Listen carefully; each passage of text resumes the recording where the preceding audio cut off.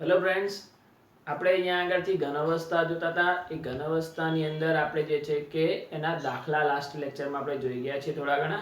એની અંદર સ્ફટિક રચનાને આધારે આપણે એના દાખલા જોયા અને ત્યારબાદ છિદ્રોને આધારે આપણે એના દાખલા જોતા હતા. એ છિદ્રોને આધારે દાખલાની અંદર જે છે કે આપણે આજે અહીંયા આગળથી કોઈ સ્ફટિક રચનામાંથી કોઈ પરમાણુ દૂર કરવામાં આવે છે તો એના આધારે આપણે એના દાખલા જોવાના છે.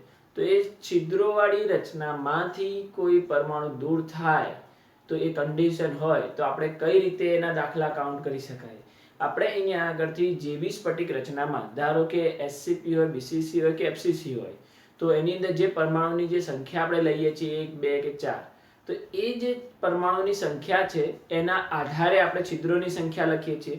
પરંતુ જો કોઈ સંજોગો અનુસાર એવી ઘટના બને છે કે અમુક પોઈન્ટમાં જવાબ આવતા હોય તો પોઈન્ટના ઉપરની વેલ્યુ કોઈ કેલ્ક્યુલેટ કરવાની નથી. તમારે જે વેલ્યુ કેલ્ક્યુલેટ કરવાની છે જે સંપૂર્ણ પરમાણુ હોય એના આધારે છિદ્રોની સંખ્યા નક્કી થાય. તો સંપૂર્ણ પરમાણુ અહીંયાથી હાજર હશે તો એના આધારે જ છિદ્રો લેવાશે અને એના આધારે જ આપણે દાખલો આગળ ગણી શકાય છે. તો એવી રીતના આપણે અહીંયા આગળથી દાખલા છે તો એ રીતનો દાખલો જોઈએ આજે. તો એક એફસીસી રચના છે. એફસીસી રચના કયા પરમાણુની બનેલી છે? એ પરમાણુની બનેલી છે. બી અહીંયા આગળથી ચતુષ્ફલકીય છિદ્રના 2/3 મો ભાગ રોકે છે. સી અષ્ટફલકીય છિદ્રથી ઘેરાયેલો છે. તો સ્ફટિકમાંથી એક અંતસ્થ વિકિરણ દૂર કરવામાં આવે તો સ્ફટિકનું આણ્વિય સૂત્ર જણાવો. હવે આ રચનાની અંદર એક અંતસ્થ વિકિરણ દૂર કરવાની વાત કરી છે અને આપણે જોઈએ તો એફસીસી રચના છે એ પરમાણુની બનેલી છે રચના. બી ચતુષ્ફલકીય છિદ્રના 2/3 મો ભાગ રોકે છે. સી અષ્ટફલકીય છિદ્રના થી ઘેરાયેલો છે એટલે સી નો આપણે એક ભાગ આપણે લઈ લેવાનો. તો આ સ્ફટિકમાંથી એક અંતસ્થ વિકિરણ દૂર કરીએ તો અંતસ્થ વિકિરણ આપણે કોને કહેવાય કે ધારો કે આ સ્ફટિક રચના જે છે એ સ્ફટિક રચનામાંથી આપણે અહીંના પરમાણુ જે છે કે આપણે દૂર કરીએ, એક અહીંનો પરમાણુ અને એક અહીંનો પરમાણુ. તો આ શું થઈ જશે આપણો અંતસ્થ વિકિરણ. તો અંતસ્થ વિકિરણ એટલે કેન્દ્રમાંથી પસાર થતો હોય, પરંતુ આ એફસીસી રચના છે એટલે કેન્દ્રમાં કોઈ પરમાણુ છે નહીં. તો મતલબ કેટલી વસ્તુ દૂર થશે? તો બે ખૂણા દૂર થઈ જશે. તો અહીંયા આગળથી પરમાણુમાં કોણ છે? તો પરમાણુમાં એ છે. તો એ ની અંદર જોઈએ આપણે તો એ પરમાણુની જે આખી સ્ફટિક રચના છે તેની અંદર કેટલી વસ્તુ હશે? એફસીસી રચના છે તો એની અંદર ખૂણા હશે અને શું હશે? ફલક હશે. ખૂણા અને ફલક બંને હશે. તો ખૂણા કેટલા છે? તો ખૂણા આપણી જોડે 8 હોય તો 8 માંથી હવે ખૂણા કેટલા બચ્યા? 2 દૂર થઈ ગયા. તો હવે કેટલા ખૂણા બચ્યા? તો 6 * 1/8. તો અહીંયા આગળથી 6/8. તો 6/8 જેટલો બચે છે. ફલક આપણી જોડે કેટલા હોય? 6 ફલક હોય. એક બી ફલક દૂર થયો નહીં કેમ કે અંતસ્થ વિકિરણ દૂર કર્યું. તો ફલક કેટલા? 6 * 1/2. તો આ મતલબ કેટલો થઈ જશે? 3. આ બંનેનું ટોટલ કરીએ તો કેટલું થશે? તો 3 + 6/8. 3 + 6/8. પછી અહીંયાથી 8 તારી 24 ને +6 30. તો 30/8. તો 13/8 પરમાણુ. હવે આપણે અહીંયા આગળથી જોઈ શકાય છે તો E બરાબર આપણા પરમાણુની સંખ્યા કેટલી આવી? તો 13/8. તો આ 30/8 સોરી. તો એ રીતે આપણે અહીંયા આગળથી લઈ શકાય છે. તો ખૂણા, તો આપણે ખૂણા જોઈએ તો ખૂણા કેટલા થયા? આપણી જોડે 6 ખૂણા થયા. બે ખૂણા આપણે દૂર કરી દીધા એટલે એના હિસાબે 6/8. ફલક કેટલા છે? અહીંયા આગળથી 6 ફલક હોય તો એના હિસાબે 6 * 1/2 એટલે 3. તો આપણે અહીંયા આગળથી ટોટલ પરમાણુની સંખ્યા કેટલી મળી? તો 3 + 6/8. તો અહીંયાથી જોઈ શકાય 3 + 6/8. તો એના આપણે અહીંયા આગળથી લસા 8 લઈને કરીએ તો કેટલો થાય? 30/8. તો 30/8 પરમાણુ સંખ્યા મળે છે. હવે આપણે અહીંયા આગળથી એ જોઈ શકાય છે કે આખા પરમાણુની સંખ્યા કેટલી? તો આખા પરમાણુ 3 છે. આનો જવાબ આપણને પોઈન્ટમાં મળે. તો આને આપણે છિદ્રમાં નહીં ગણવાના, આપણે પરમાણુ સંખ્યા કેટલી લેવાની છે? 3. સૌથી મેઇન વસ્તુ આપણે અહીંયા આગળથી આ સમજવાની છે. પરમાણુની સંખ્યા કેટલી લેવાની છે? અહીંયા આગળથી આખા પરમાણુની સંખ્યા 3 છે. તો આના ઉપરથી જે છિદ્રોનો આપણે જે કન્સેપ્ટ એપ્લાય કરીએ છીએ તો એ છિદ્રના કન્સેપ્ટની અંદર પરમાણુની સંખ્યા 3 લઈને ચાલવું પડશે નહીં કે FCC ના 4 પરમાણુ લઈને ચાલી શકાય. આ દાખલાની અંદર તમે FCC ના જે છે કે 4 પરમાણુ તો ચતુષ્ફલકીય 8 અને અષ્ટફલકીય 4 એવી રીતે નહીં લઈ શકાય, કેમ કે અમુક સ્ફટિક અમુક પરમાણુ દૂર થઈ ગયા છે. તો કુલ પરમાણુ સંખ્યા અહીંયા આગળ 3 બચે છે, અને એના હિસાબે જે છે કે આપણે અષ્ટફલકીય ચતુષ્ફલકીય છિદ્ર માટે એવી રીતે એના છિદ્રોની સંખ્યા જે છે કે ડબલ કે એના અષ્ટફલકીય જેટલી જે છે કે નહીં લખી શકાય. તો આપણે અહીંયા આગળથી પરમાણુ બરાબર જોઈએ. તો પરમાણુ A બરાબર આપણને કેટલા મળ્યા? તો 30/8. પછી આપણે અહીંયા આગળથી લઈએ B કોણ છે? તો B આપણા જે છે કે ચતુષ્ફલકીય છિદ્ર છે. તો આમાં કુલ આખા પરમાણુ સંખ્યા કેટલી હતી? 3 ગણી શકાય છે. તો ચતુષ્ફલકીય છિદ્રની સંખ્યા કેટલી થઈ જાય? 6 થઈ જાય. અને C કયો છે? અષ્ટફલકીય છિદ્ર. તો અહીંયા આગળ પરમાણુ સંખ્યા 3 હતી, તો આપણે અહીંયા આગળથી 3 લઈ શકાય. તો હવે અહીંયા આગળથી પરમાણુ સંખ્યા 3 લઈને ગણવું પડશે, કેમ કે આખા પરમાણુ સંખ્યા 3 છે. એટલે અષ્ટફલકીય છિદ્રની સંખ્યા 3 અને ચતુષ્ફલકીય છિદ્રોની સંખ્યા 2n જેટલી, એટલે અહીંયા આગળથી 6. હવે આપણે અહીંયાથી કેટલો ભાગ રોકાતો હતો? તો 2/3 મો ભાગ અષ્ટફલકીયમાં. તો * 2/3 અને આમાં * 1. એનાથી ઘેરાયેલો, એટલે આપણે અહીંથી શું લખી દેવાનું? 1. તો અહીંયા આગળથી કેટલો થઈ જાય? 12/3. તો 12/3 કરીએ એટલે આપણે અહીંયાથી છેદ ઉડાડીએ તો કેટલો બચે? 4. અને અહીંયા આગળ કેટલો બચે? 3. તો આટલો અહીંયા આગળથી આપણને જવાબ મળે. તો B બરાબર આપણને 4 મળે છે અને C બરાબર આપણને 3 મળે છે. હવે આપણે અહીંયા આગળથી વાત કરીએ કે A જેમ B જેમ C. તો A બરાબર આપણા કેટલા હતા? 30/8. B બરાબર કેટલા આયા? 4. અને C બરાબર કેટલા આયા? 3. હવે આપણે 8 અહીંયા આગળ ગુણી દઈએ, 8 લસા લઈ લઈએ. તો 30 જેમ 8 ચોક 32 જેમ 8 તરી 24. તો આ રીતે લખી શકાય. હવે આમાંથી આપણે જો કોમન કાઢીએ તો કોમન આપણા જે છે કે કેટલા નીકળી શકે છે આમાંથી? તો લગભગ આપણે જો અહીંયાથી 2 કોમન કાઢીએ તો 2 કોમન કાઢીએ તો આમાં 15 બચે, આની અંદર 16 બચે અને આની અંદર 12 બચે. હવે આનાથી વિશેષ બીજું કંઈ કોમન નીકળી શકે નહીં. તો અહીંયા આગળથી જે છે કે આપણે આ રીતે અહીંયાથી કોમન નીકાળી શકાય છે કે એકની અંદર આપણને 15 બચે છે, બીજાની અંદર 16 બચે છે અને ત્રીજાની અંદર 12 બચે છે. તો આપણો અહીંયા આગળથી સૂત્ર શું થઈ જશે? A15 B16 અને C12. તો આપણું આણ્વીય સૂત્ર કેટલું થાય છે? તો A15 B16 C12. તો આ રીતે આપણે એનું આણ્વીય સૂત્ર શોધી શકાય છે. ચલો, એ જ રીતનો એક બીજો દાખલો છે. એક FCC રચના A પરમાણુથી બનેલી છે. તેમાં B અષ્ટફલકીય છિદ્રના 2/3 મો ભાગ રોકે છે અને C ચતુષ્ફલકીય છિદ્રથી ઘેરાયેલો છે. તો આ સ્ફટિકમાંથી એક અંતસ્થ વિકિરણ દૂર કરવામાં આવે તો સ્ફટિકનું આણ્વીય સૂત્ર જણાવો. તો દોસ્તો આ દાખલો જે છે એ તમે જાતે બી ગણી શકો. આપણે આગળનો દાખલો છે એ રીતનો જ છે. તો તમે અહીંયા આગળથી એકવાર તમારી રીતે ટ્રાય કરો અને ત્યારબાદ પછી અહીંયા આગળથી મારો આન્સર જુઓ. તો આ વિડીયોને પોઝ કરીને તમે એકવાર જાતે તમે આ દાખલાને ટ્રાય કરો અને પછી હું આ દાખલો ગણાવું તો એકવાર ખાલી ટેલી કરી લો. ઓકે, તો ચલો હું મારી રીતે કરાવું છું અહીંયાથી. તો હવે અહીંયા આગળથી જોઈએ તો આપણે એક અંતસ્થ વિકિરણ આપણે આગળ ચર્ચા કરી ગયા તે પ્રમાણે. તો અંતસ્થ વિકિરણ દૂર કરીએ તો મતલબ આ સ્ફટિકમાંથી આપણે જે છે કે 2 ખૂણા અહીંયા આગળથી અંતસ્થ વિકિરણ સ્વરૂપેથી દૂર થશે. તો આ રીતે 2 અંતસ્થ વિકિરણ દૂર થાય છે. આપણે આગળ ચર્ચા કરી તે પ્રમાણે પરમાણુ, તો પરમાણુ A છે તો એ પરમાણુમાં ગોઠવાયેલા છે એની અંદર ખૂણા. તો હવે ખૂણા કેટલા બચ્યા?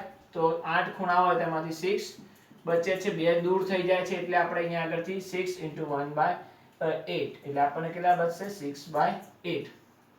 ત્યારબાદ ફલક. તો ફલક કેટલા હોય છે અહીંયા આગળ? 6 * 1/2. તો અહીંયા આગળથી કેટલા બચે? 3. ટોટલ 3 + 6/8. તો પરમાણુ A બરાબર કેટલા થાય?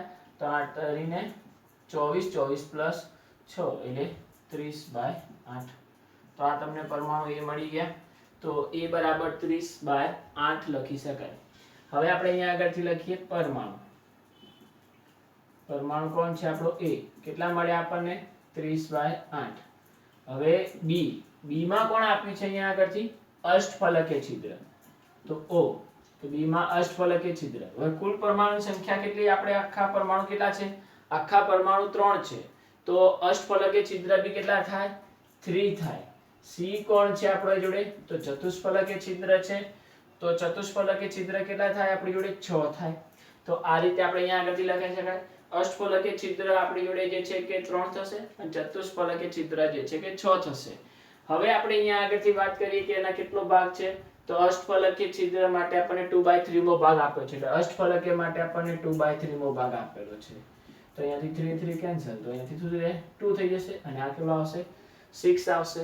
તો એના હિસાબે આપણને જોવા મળે છે, તો A જેમ B જેમ C, તો A બરાબર કેટલો મળ્યો, 30/8, B બરાબર 2 અને C બરાબર 6. તો અહીંયાથી 8 × 16 અને 8 × 48, 2 કોમન નીકળી જશે, તો 15, 8 અને 24. તેના હિસાબે આણ્વીય સૂત્ર આવશે A50, B8, C24. તો આ આપણને આણ્વીય સૂત્ર મળે છે.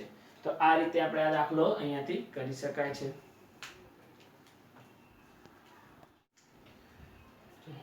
પછી છે એક FCC રચના A પરમાણુની બનેલી છે, B ચતુષ્ફલકીય છિદ્રથી અને C અષ્ટફલકીય છિદ્રથી ઘેરાયેલ છે. તો આમાં કોઈ ભાગ નથી આપ્યો, એટલે આપણે જે પરમાણુ સંખ્યાને આધારે જે કન્સેપ્ટ છે, કન્સેપ્ટને આપણે એપ્લાય કરી દેવાનું સીધે સીધો. તો આ સ્ફટિકમાંથી એક અક્ષ પરના પરમાણુને દૂર કરવામાં આવે તો બનતા સ્ફટિકનું આણ્વીય સૂત્ર જણાવો. હવે અક્ષ પરના પરમાણુની વાત કરી છે, તો અક્ષ પરના પરમાણુ આપણે જોઈએ સ્ફટિક રચનામાં, તો આપણી આ જે સ્ફટિક રચના હશે, તો કોઈ બી અક્ષ છે, તો અક્ષ આપણે કઈ લઈએ, તો x y z અક્ષ આપણે લેતા હોઈએ છીએ, x y અને z અક્ષ. તો x y z અક્ષમાંથી કોઈ બી એક અક્ષ પરની વાત કરી છે, તો એક અક્ષ પરના પરમાણુ દૂર કરવામાં આવે છે. તો આ એક અક્ષ પરના પરમાણુ દૂર થઈ ગયા. તો એક અક્ષ ઉપર કેટલા પરમાણુ આવશે, તો 2 ખૂણા આવશે. એક અક્ષ ઉપરથી કે અથવા એક ધાર પરના પરમાણુ કે, તો એક ધાર પરના પરમાણુ કે તો બી 2 ખૂણા દૂર થાય. એક અક્ષ પરના પરમાણુ કે તો બી અહીંયા આગળથી તમારે 2 ખૂણા દૂર થાય છે. તો આની અંદર બી આપણે અહીંયા આગળથી પરમાણુ, તો પરમાણુ A બરાબર ખૂણા, તો આમાં બી ખૂણા કેટલા બચે છે, 6 × 1/8, એટલે 6/8. ફલક, ફલક કેટલા આવશે, 6 × 1/2, યાની કે 3. કુલ 3 + 6/8, એટલે A બરાબર તમને કેટલા મળશે, 30/8 પરમાણુ.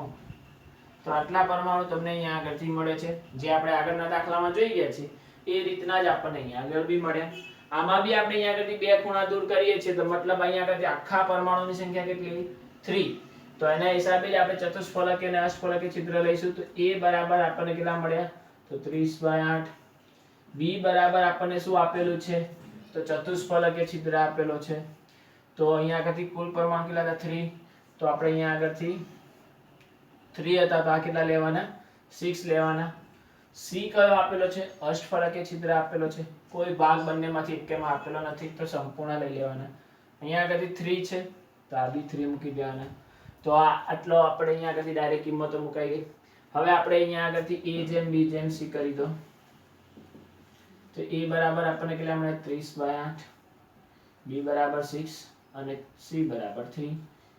તો અહીંયા આગળથી 30, 8 × 48 અને 8 × 24. આમાંથી શું કોમન નીકળી જશે, 6 કોમન નીકળી જશે. તો 6 × 35, પછી 8 × 48 અને 6 × 24, એટલે 4. ઓકે, 6 કોમન કાઢી લીધા. તો આણ્વીય સૂત્ર, આણ્વીય સૂત્ર બરાબર A બરાબર કેટલા આવે, 5, B બરાબર 8 અને C બરાબર 4. તો આ આપણને આનું આણ્વીય સૂત્ર મળે છે. તો A5B8 C4 પ્રકારનું આણ્વીય સૂત્ર આપણે અહીંયા આગળથી જોઈ શકાય છે. હવે છે એક BCC રચના A પરમાણુની બનેલી છે, તેમાં B ચતુષ્ફલકીય છિદ્રથી અને સી અષ્ટફલકીય છિદ્રથી ઘેરાયેલ છે. તો આ સ્ફટિકમાંથી એક અક્ષ પરના પરમાણુઓને દૂર કરવામાં આવે તો સ્ફટિકનું આણ્વીય સૂત્ર જણાવો. તો અક્ષ પરના એટલે આપણે અભ્યાસ ઉપર ચર્ચા કરી ગયા તે પ્રમાણે x y z અક્ષ અહીંયાથી પ્રેઝન્ટ હોય તો તેમાંથી કોઈ બી એક અક્ષ આપણે અહીંયા આગળથી દૂર કરી દઈએ. તો ધારો કે x અક્ષ પરના પરમાણુ તો કેટલા પરમાણુ દૂર થઈ જશે? તો બે ખૂણા અહીંયા આગળથી દૂર થઈ જાય છે.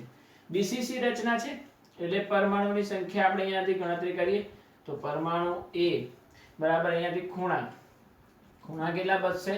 6 * 1/8 એટલે કે 6/8 બચે. પછી કેન્દ્ર તો બીસીસી રચના છે એટલે આની અંદર કેન્દ્ર આવે તો કેન્દ્ર આપણી જોડે એક જ હોય તેના હિસાબે 1 તો 1 + 6/8 તો 1 + 6/8 જેટલો આપણને મળે તો 8 એટલે આપણે અહીંયાથી પર a બરાબર કેટલા આવશે? 8 * 8 8 ને +6 14/8 એટલે કે 7/4 પરમાણુ. તો આપણે અહીંયા આગળથી a બરાબર 7/4 પરમાણુ લઈ શકાય. તો 7/4 પરમાણુ તો આ રીતે આપણને અહીંયાથી પરમાણુ સંખ્યા મળી ગઈ. તો આપણે અહીંયા આગળથી લખી શકાય તો a બરાબર 7/4 પરમાણુ. તો b બરાબર આપણને અહીંયા આગળથી શું આપેલું છે? ચતુષ્ફલકીય છિદ્ર. અને c બરાબર શું આપેલું છે? અષ્ટફલકીય છિદ્ર. તો ચતુષ્ફલકીય છિદ્ર હવે પરમાણુ સંખ્યા કેટલી છે? અહીંયા આગળથી આખા પરમાણુ 1 છે, બાકીના બીજા પોઈન્ટમાં છે તો પોઈન્ટ વાળા નહીં ગણવાના. આખા પરમાણુ 1 છે તો 1 ના આધારે અહીંયા આગળથી કેટલા લેવાના? 2 અને આ કેટલા લેવાના? 1. એનો જો કોઈ ભાગ રોકાતો આપ્યો હોય તો ઇન્ટુ ભાગ જે બી રોકાતો હોય કરવાનો, ના આપ્યો હોય તો નહીં કરવાનો. તો આ રીતે અહીંયા આગળથી a b અને c મળી ગયા. તો a જેમ b જેમ c તો a બરાબર આપણને કેટલા મળે? 7/4 b બરાબર 2 અને c બરાબર 1. હવે આપણે 4 અહીંયા ગુણી દઈએ તો 7 જેમ 4 * 2 = 8 જેમ 4 તો આણ્વીય સૂત્ર આપણું તો આણ્વીય સૂત્ર a બરાબર કેટલું મળ્યું? 7 b બરાબર 8 અને c બરાબર 4. તો આ રીતે તમે એનું આણ્વીય સૂત્ર અહીંયા આગળથી શોધી શકાય છે. તો આવા દાખલાની અંદર જે છે કે તમારે જે બી પરમાણુ દૂર થાય છે તેની અંદર ખાસ ધ્યાન રાખવાનું કે આખા પરમાણુને જે સંખ્યા હોય એના આધારે ચતુષ્ફલકીય અને અષ્ટફલકીય છિદ્ર લેવાના. પોઈન્ટની વેલ્યુને ગણતરીમાં લેવાની નહીં અષ્ટફલકીય ચતુષ્ફલકીય છિદ્ર માટે. બરાબર? તો આ રીતે આવા દાખલા આપણે અહીંયા આગળથી જોઈ શકાય છે. ઓકે,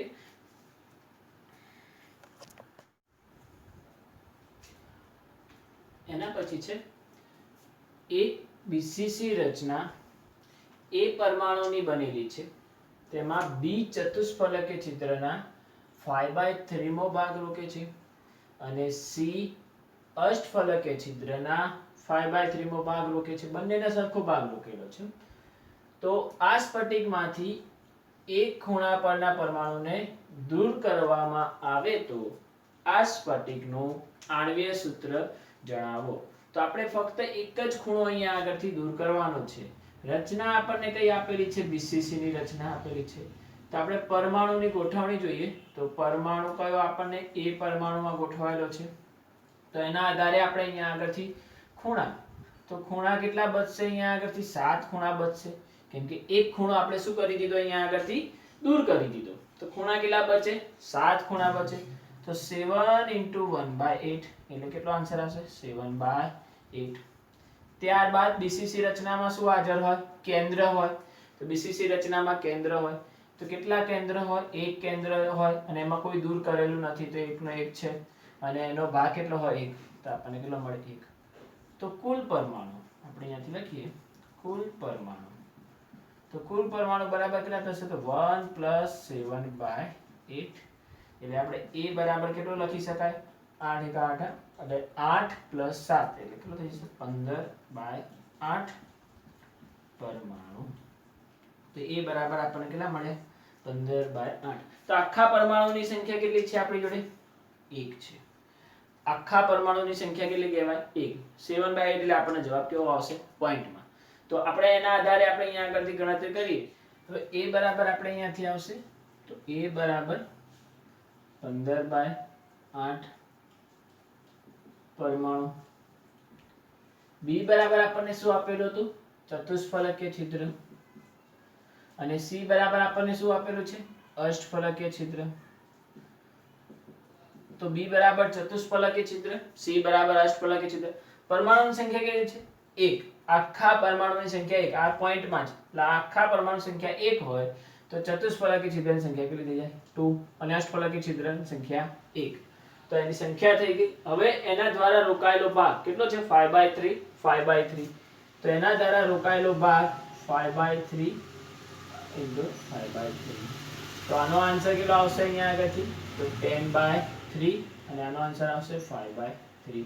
તો આ રીતે બંનેના આન્સર આપણને મળી જશે.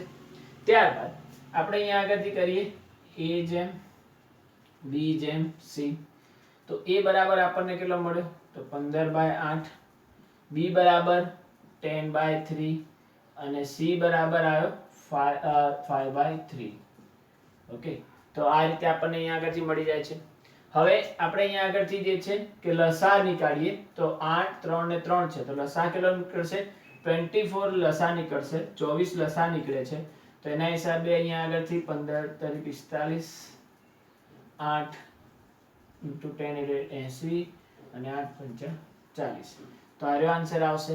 હવે આમાંથી કઈ કોમન નીકળશે તો 5 કોમન નીકળી જશે. 5 કોમન નીકાળીએ તો અહીંયા આગળ 9, આમાં 16 અને આમાં 8. હવે આમાં કઈ કોમન નીકળે ના નીકળે એટલે સુધી અહીંયા આગળથી નીકળી શકે છે. તો એના હિસાબે આપણે 8 16 અને 9 16 અને 8. તો આણ્વીય સૂત્ર આપણું A9 B16 C8. તો આ આપણને આનું આણ્વીય સૂત્ર મળે છે. તો જ્યાં સુધી કોમન નીકળતું હોય ત્યાં સુધી નીકાળવાનું જ, બરાબર. તો એ રીતે આપણે અહીંયા આગળથી જે છે કે આણ્વીય સૂત્ર A9 B16 C8 જેટલું આપણને આણ્વીય સૂત્ર આ ઉદાહરણનું આપણને જોવા મળે છે. તો દોસ્તો આપણે આ રીતે જે છે કે આવા છિદ્રોને આધારે આપણે આવા દાખલા અહીંયા આગળથી કરી શકાય છે. હવે જે છે કે આપણે આગળ જતા કે અહીંયા આગળથી જોઈશું એની ધાર ઉપરથી કે એના પેકિંગ ક્ષમતા ઉપરથી. તો એવી જે આપણે પેકિંગ ક્ષમતા જે જોઈ ગયા છે તો એની જે છે કે આપણે એની ધારની લંબાઈ a, એની ત્રિજ્યા r, તો એ રિલેટેડના દાખલાઓ આવશે. તો એ રિલેટેડના દાખલાઓ જે છે કે આપણે નેક્સ્ટ લેક્ચરમાં જોઈશું.